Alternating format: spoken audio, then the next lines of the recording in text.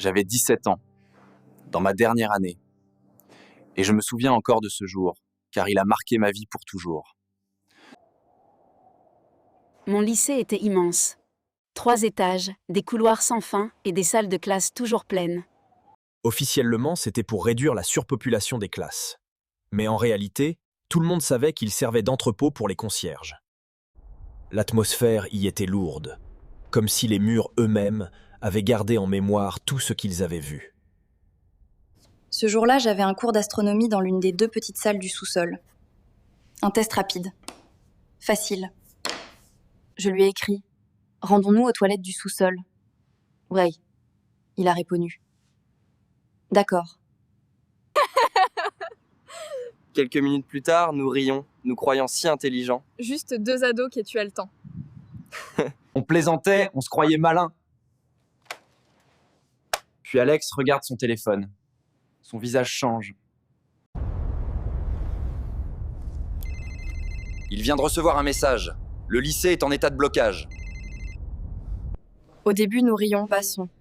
Pour nous, c'était l'occasion d'une petite tournée clandestine du bâtiment. Mais quand on ouvre la porte du rez-de-chaussée, on sent tout de suite que quelque chose ne va pas. Les lumières sont éteintes. C'était inhabituel. Normalement, pendant le confinement, les lumières restaient allumées. Ici, tout était plongé dans l'obscurité. Alex, fais un pas. Je le suis. Regarde là-bas. Une silhouette. Pas un professeur, pas un superviseur. Mal habillé, sale, comme un vagabond. Il marchait droit vers nous. J'ai tiré Alex par le bras. Nous avons couru vers les escaliers et nous nous sommes réfugiés dans la salle de bain du sous-sol.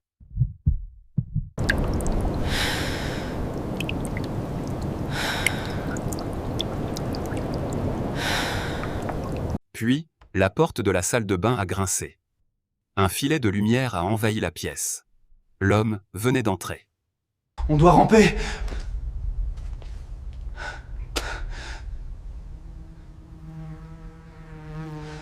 Les pas s'arrêtent. La poignée tremble. Des coups sourds frappent la porte srigne, de plus en plus fort. Vite, go, vers! Nous avons rampé sous les cloisons, nous avons traversé les cabines, nos cœurs serrés.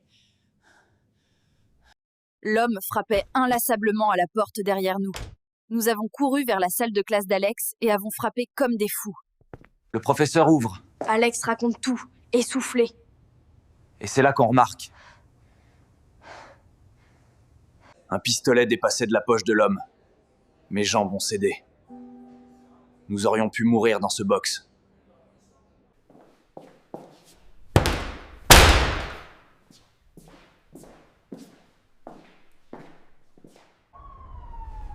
La police nous a fait sortir 1 heure plus tard.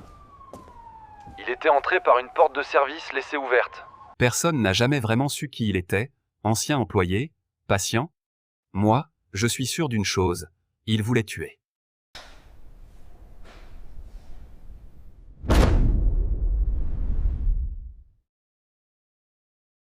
Si Alex n'avait pas murmuré, si je n'avais pas crié « Allez !», nous ne serions peut-être plus là pour le raconter.